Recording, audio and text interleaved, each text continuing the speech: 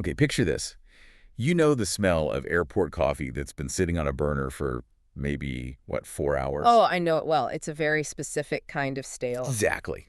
And you've got the squeak of wet boots on linoleum, the static-filled announcement that just acts as a gavel sentencing you to purgatory. We have all been there. We have. It's the middle of February. Yeah. You're in Chicago, O'Hare International Airport. Yeah. Outside, the world is ending in this just complete whiteout blizzard. Mm-hmm. And inside, the departure board is flickering from delayed to canceled, like a slot machine that only, and I mean only, pays out in misery. That is a visceral description. I feel like I'm there. And for most people, that scenario is the absolute nightmare. You're stranded, you're cold, you're tired, you just want to get home. Yeah. But for the protagonist of the story we are unpacking today, the blizzard is actually, believe it or not, the good part of her day. Which tells you everything you need to know about how bad her day and her life is currently going. It really, really does. Because standing next to her, smelling like, I don't know, expensive cologne and trouble, looking annoyingly handsome, is the one human being on Earth she has actively avoided for a decade. The one. The man she refers to as the bane of her existence, her best friend's older brother. And just like that, the trap is sprung. We are stepping into the chaotic, high stakes, and, surprisingly tender world of Sweet Surrender, which is the third book in the Love Legacy series by Bella Matthews. And we are doing a massive deep dive into the story of Ashton Carmichael and Jamie Murphy. We really are. And I think we need to be clear right from the start. This isn't just a romance novel. I think that is a misconception that we should probably clear up right away. I agree. Yes, it has the heat. Yes, it has all the tropes we know and love. But Sweet Surrender is, at its core, a character study on trauma, on control, and what happens when the walls you built to protect yourself actually start to suffocate you. There is so much ground to cover here. We're looking at the enemies to lovers trope, but specifically how it intersects with forced proximity and the very polarizing surprise baby twist. Don't forget the brother's best friend dynamic, which just adds this extra layer of forbidden fruit to the whole cocktail. It's a mess. It's a messy, tangled web of relationships, which is, exactly where the best drama always comes from. Okay, so let's set the stage properly then. Mm-hmm. Who are these people before the snowstorm even hits? Let's peel back the layers on Ashton first. Ashton Carmichael is a study in contradictions. Yeah. On the surface, she is a professional ballerina. And when I say ballerina, you can't just think, pink tutus and applause. Total. Think iron discipline. Think bleeding toes wrapped in tape. Think a woman who has spent her entire life pursuing perfection because her life outside the studio is a complete and utter disaster. Right. She has built walls so high around herself that you would need, climbing gear and an oxygen tank just to get over them. She is so tightly wound. She is the kind of person who has a plan for her plan, She is vibrating with anxiety. She has to be. She's been the adult in her family since she was a little kid. And then on the other side of the spectrum, you have Jamie Murphy. Yes, he is the star linebacker for the Philly Kings. He is massive, he is wealthy, he is charming, and he seems to just move through the world with this golden boy ease that absolutely infuriates Ashton. He's the physical embodiment of everything she isn't. Right. She is struggling, he is thriving, she is rigid, he is loose. She has dark clouds, he is sunshine. It's a perfect contrast. Exactly. And the catalyst for their collision is that snowstorm. It is the classic narrative pressure cooker. In literature, if you want to find out who people really are, you trap them. You take away their escape route. You strip away their distractions, you force them to interact with each other. It's brilliant. So let's look at this meet cute, though. Really, it's more of a meet hostility. It is definitely not cute. No. Ashton is standing at the departure board. She's doing breathing exercises. She is counting to 10. Why is she so stressed? It's not just the flight, is it? No. And this is crucial context for you to understand what's happening. Ashton isn't in Chicago for a vacation. She's not there for a performance. Right. She's there because her mother has been arrested. Again. Ashton comes from this background of addiction and chaos. She is waiting to fly home to Philadelphia because she has to bail her mother out. She is in crisis management mode, which is a mode she has basically lived in for years. So her cortisol levels are already completely through the roof. Oh. And then he appears. And she describes him as a ridiculously tall ginger giant. Which I love. It's such a specific physical type. It's not your typical dark, brooding hero. It's this bright, large, imposing figure. It really is. And even though she hates him, she can't turn off her eyes. She acknowledges, very, very grudgingly in her internal monologue, that he is gorgeous. Oh, she sees it. She talks about his golden brown hair, the hazel eyes that shift from green to gray. She notes that he is built like a tank, but externally, she is giving him absolutely nothing. And that is her armor. When he approaches her, he's amused. He sees her glaring at the board, and he asks her what she's doing. Her response is legendary. Oh, it's so good. She says, "I'm not glaring, I'm manifesting violence." I feel that in my soul. I think anyone who has dealt with a canceled flight has tried to manifest violence at a departure board. I mean, come on. It just sets the dynamic immediately, doesn't it? Yeah. Ashton uses snark and aggression as a defense mechanism. She calls him an asshole in her head constantly. But Jamie, his reaction is fascinating. He's not put off at all. He isn't intimidated. He isn't offended. He calls her Ace. Oh, and she hates that nickname. Yeah. Like Ace. It sounds almost complimentary on the surface, but she reacts like it's a slur. Well, it's a diminutive. It's a way of poking the bear. He knows it gets under her skin. He is charming. He is teasing. He has that, I don't know, boy next door who wants to eat you alive kind of vibe. That's a good way to put it. He asks if she's meeting a hot date, and when she just snaps at him, he just rolls with it. There's a line where she thinks, "This man brings out the worst in me. Always has. Always will." And he knows it. He says, "I thought we were friends." And she just shuts him down flat with, "Your brother is my friend. Hotshot, we have never been friends." And that is the crux of their history, isn't it? Jamie is the older brother of Finn Murphy, who is Ashton's absolute best friend and safe harbor in the world. That adds the forbidden layer we talked about. Yeah. You just don't mess with your best friend's sibling. It's the bro code or the friend code or whatever you want to call it, especially when you have this decade-long history of antagonism. But the universe, or, the weather, it doesn't care about their codes. Not at all. The flights are canceled. The airport is shutting down. The PA system announces that all flights are grounded until tomorrow. And this is where the forced proximity trope really shifts gears. It goes from stuck in the same terminal to stuck in the same city.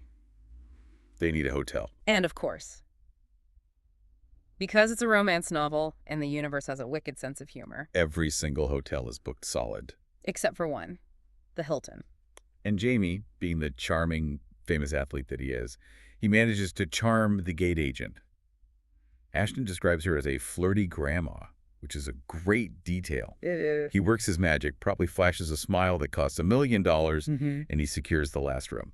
And you have to note the power dynamics shift here. Ashton is stranded.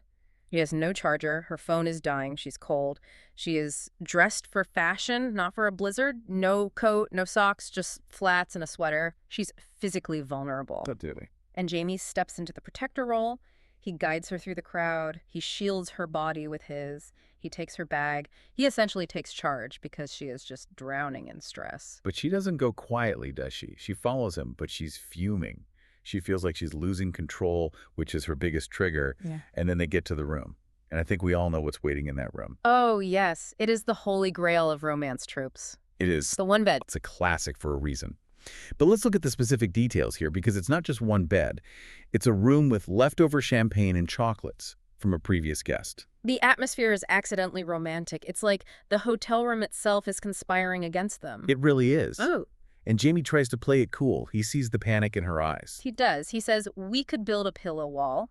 Very mature, very platonic, very 80s sitcom.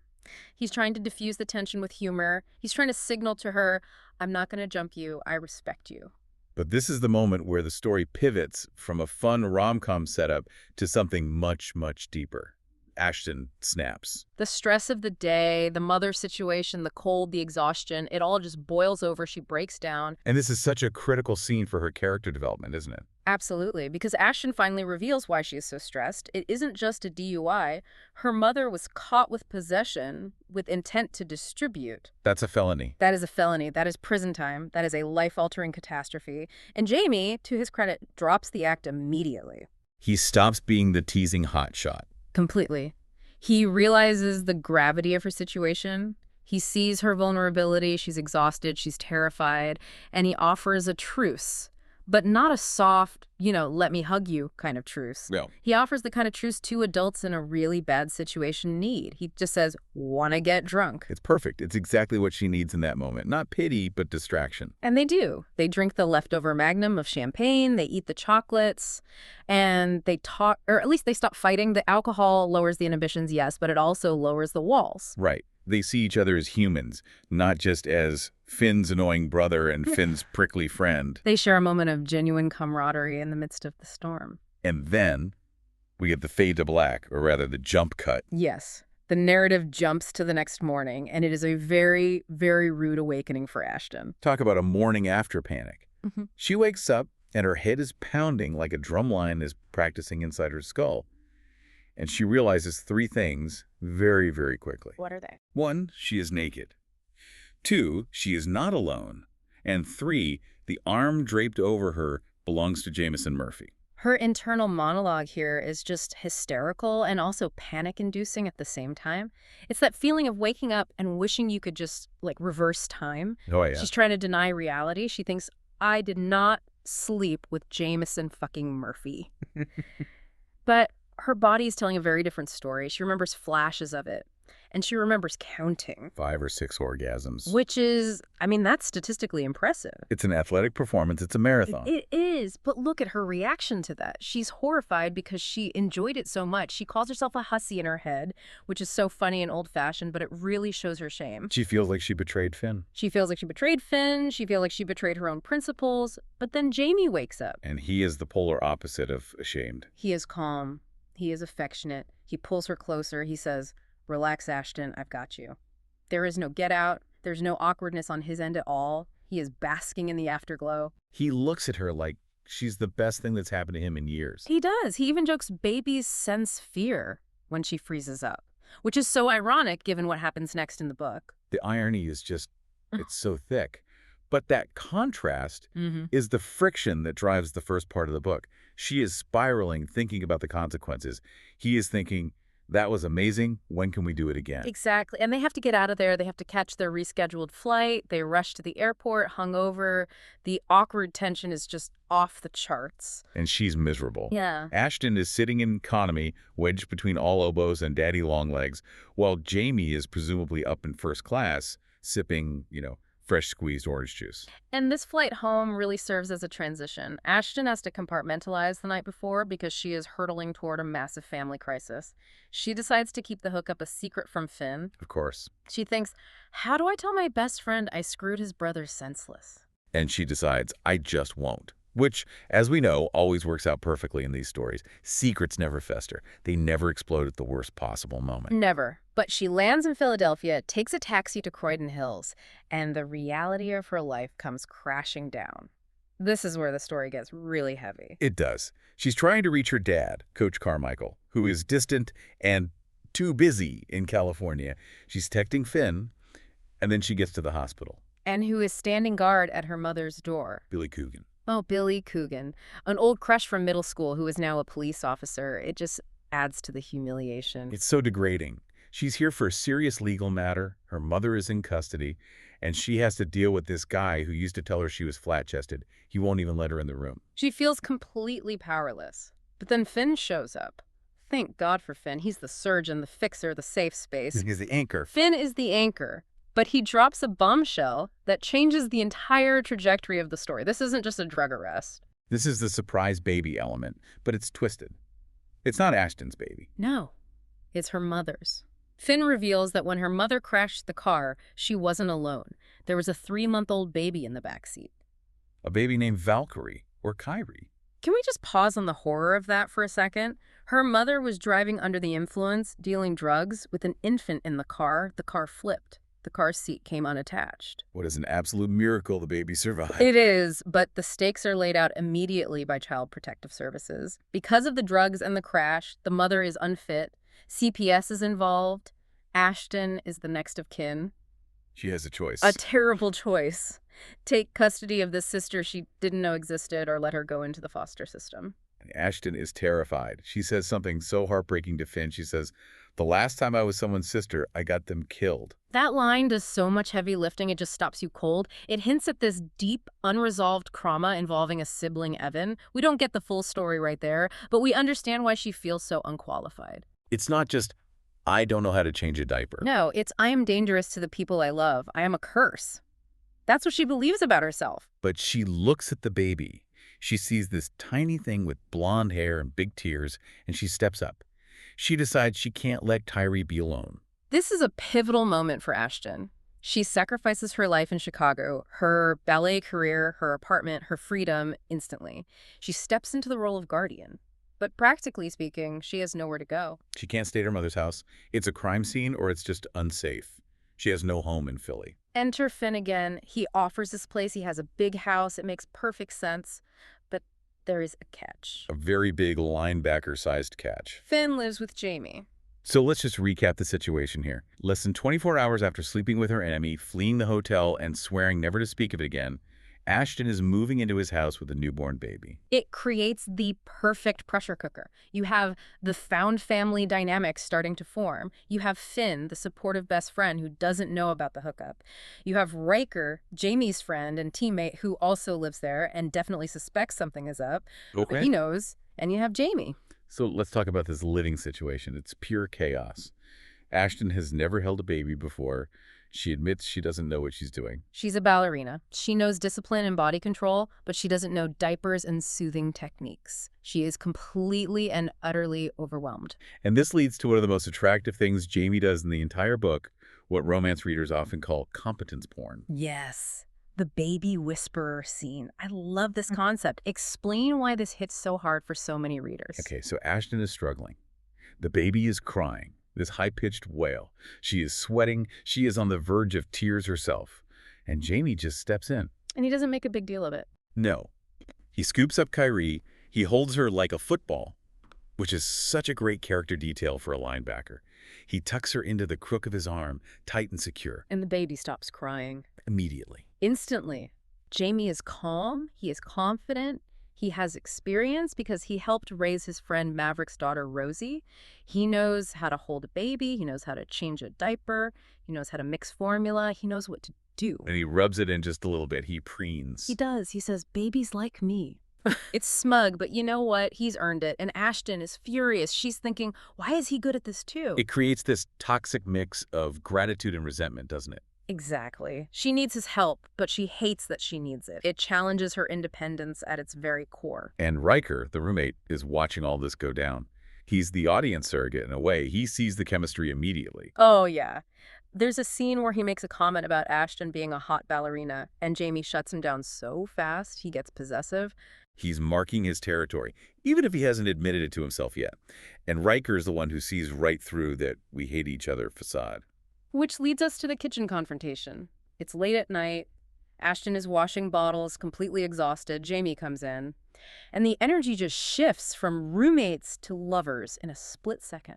This scene is electric. Jamie corners her. He's not being aggressive, but he's being so intense. He references the night in Chicago. He says, "You're going to beg to feel me again." That is a bold statement. It is confident. He's not asking, he's stating a fact. And Ashton tries to hold the line. She says, "It was a mistake." She is terrified of Finn finding out. She says, I don't want your brother to know. And Jamie agrees to keep the secret, but he makes it very clear. He's not done. He says, "Didn't feel like a mistake to me." He challenges her denial. He knows she felt the connection, and he's willing to wait her out. It establishes the tension that will just simmer through the rest of the book. It's a game of chicken. He's waiting for her to break. He knows that proximity is his best weapon. So now they are living together. Ashton is drowning in new motherhood. But she's not alone. This is where the village steps in, and the contrast between Ashton's family and Jamie's family is just stark. It's night and day. Ashton's dad, Coach Carmichael, is physically in California but emotionally on another planet. He texts her, asking if he needs to manage the PR fallout of the arrest. He doesn't ask how she is. He doesn't ask about the baby. He asks about his reputation. Do I need to notify the PR team? It's so cold. Versus Jamie's parents, Aiden and Sabrina, who show up and immediately start acting like grandparents. It's immediate warmth. Aiden holds the baby, calls her princess. Sabrina brings emotional support and food. And then there is Annabelle, Jamie's aunt, and crucially, Ashton's former dance teacher. This is such an important connection. This was such a touching moment. Annabelle knows Ashton is stuck in Croydon Hills. She knows she can't perform with the ballet in Chicago anymore, so she offers her a job teaching in her studio. It solves a massive practical problem for Ashton, which is money. But it does something so much more important. It gives her a sense of purpose back. It reconnects her with her identity as a dancer, not just a crisis manager. And she says, bring the baby with you. It's this total acceptance of her new situation. It's the village saying, we have you, we've got this. And speaking of the village, we have to talk about the Badass Book Club. This is one of the funniest parts of the source material. Jamie has these cousins, Dylan and Lexi, and they run a book club that Jamie and the football players have actually joined. Which is hilarious on its own. These giant NFL linebackers reading romance novels to understand women better. It is delightful meta-commentary, but what's interesting is how it's weaponized for kindness here. Jamie knows Ashton is lonely. He knows she has no friends in town besides Finn, so he clearly orchestrates an ambush. The girls show up at the dance studio. They just ambush her. They invite her to brunch. They basically insist on being her new best friends. And when Ashton calls Finn to complain about these scary cousins forcing friendship on her, Finn points out the truth. He didn't send them. Jamie did. Jamie did. It's Jamie manipulating the situation to make sure she has support. It shows he's paying attention to her emotional needs, not just her physical safety. He knows she isolates herself, so he sends in the cavalry to break down the door. Which brings us to the basement scene. This, for me, is the emotional turning point of the entire narrative. This is where the intimacy goes beyond just, the physical. I completely agree. So Ashton discovers Jamie's home gym. And it's not just a weight room. It has mirrors and flooring that's suitable for dance. So she goes down there to process her stress. Dance is her language. It's how she regulates her nervous system. She puts on music and she dances. And she gets lost in it. She talks about finding her center, finding that one spot on the wall that keeps her from spinning out of control. It's a metaphor for her entire life right now.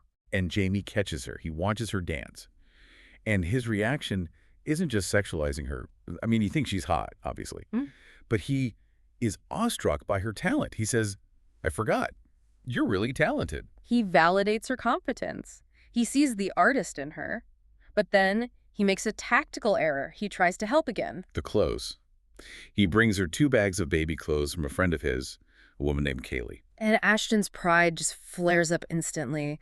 She feels like a charity case. She feels judged. She asks, how does she even know I need help? She gets so defensive and tries to push him away. She doesn't want to owe him anything. Exactly. And this is where the honey badger comment comes in. I laughed out loud at this. It's a brilliant comparison. He tells her she reminds him of a honey badger, cute but vicious. It diffuses the anger slightly, but he also pushes back. He doesn't let her run. He grabs her wrist, not to hurt her, but to tether her. He tells her everyone needs people to lean on. It doesn't make you weak, it makes you human. That is the core message of the book, right? Surrendering control. Surrendering pride. Yes. The title Sweet Surrender works on so many levels. Surrendering to the attraction, yes. But mostly, it's about surrendering the idea that she has to survive this all alone. And Jamie is forcing her to accept that. He is breaking down the myth of independence she has built to survive her parents' neglect. But even with that huge moment of connection, they are still keeping secrets. We get these internal monologues that show just how much tension is bubbling under the surface. Jamie's perspective is very revealing. He admits to himself that he is obsessed. There is a scene where he is, let's say, taking care of business in the shower. Thinking about her. He is down bad. He is gone. He is. Yeah. But he acknowledges that he wants more than just sex. He wants a real relationship. But he knows he has to wait because she is so overwhelmed. He's playing the long game. He has the discipline of an athlete. He knows when to blitz and when to hold the line. And Ashton. She's struggling with the baby whisperer thing. Yeah. She hates that he is so good with Kyrie. It makes her feel inadequate, but at the same time, it makes him incredibly attractive. She's fighting her own biology. Her body wants him, her heart wants him, but her brain is just screaming, danger, danger, Will Robinson. And then there is Riker. Yeah. We have to give credit to Riker. He's the truth teller. He's the guy on the couch with the headset who sees everything. The Madden game. Yes. They're playing video games, and Riker just pauses and calls him out. He says, you've got feelings for that girl upstairs. He tells Jamie to man up and be her friend first because she is walking through a fog of trauma.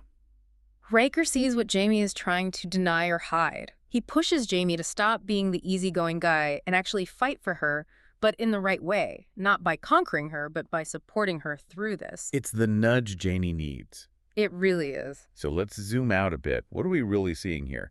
This is an enemies to lovers story, but the enemy part dissolves pretty quickly into something else, doesn't it? It does. It subverts the trope. Usually in Enemies to Lovers, the bickering lasts for like 80% of the book. Here, the external crisis, the baby, the arrest, forces them to drop the enemies act early. They don't have time for it. They don't have the luxury of hating each other. The conflict shifts from I hate you to I can't have you because of the circumstances. It becomes forbidden love mixed with domestic proximity. And the found family aspect is huge. I mean, Ashton goes from having no one to having an entire football team, a book club, and a surrogate set of parents in the span of a week. It highlights that contrast between the family you are born into, which for Ashton is broken, criminal, and absent, and the family you choose, or, in this case, the family that chooses you. The Murphys are intrusive, yes. They are loud. But they are there. They show up. That's the difference. And we have to talk about the competence porn aspect again, because I think that is a huge driver of the romance here. Ashton isn't just drawn to Jamie because he has abs you could grate cheese on. No, absolutely not. She's drawn to him because he handles things. In a world where her life is constant chaos, Jamie represents order. He secures the hotel room. He calms the baby. He stocks the house with formula. He organizes the book club intervention. He is capable. For a woman who has had to be the adult in her own family for her entire life, seeing someone else take the wheel is the ultimate aphrodisiac. It allows her to rest. And for Ashton, rest is the most dangerous and desirable thing in the entire world. It is. But there is still that one looming cloud over their heads. The secret. The secret. Finn does not know. Ashton is living in Finn's house, raising a baby with Finn's help, while secretly harboring memories of 5 or 6 orgasms with Finn's brother. And secrets in romance novels are like ticking time bombs. It is not a matter of if it comes out, but when. And when it does, it threatens to shatter that found family dynamic they've so carefully built. Finn is the glue holding Ashton together. If he feels betrayed by his best friend and his brother lying to him, the fallout could be catastrophic. It's the ultimate tension. Can the bond survive the deception? That is the question the listener is left to mull over, isn't it? We know they building this life together, domestic and cozy, but it's built on a foundation of omission. It's precarious. Extremely. And that is where things get really interesting.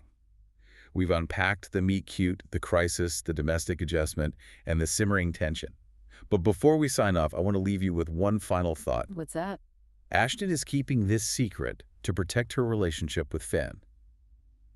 But is she also keeping it because she's afraid that if she admits it out loud, she has to admit that she's fallen in love with the one person she promised herself she never would?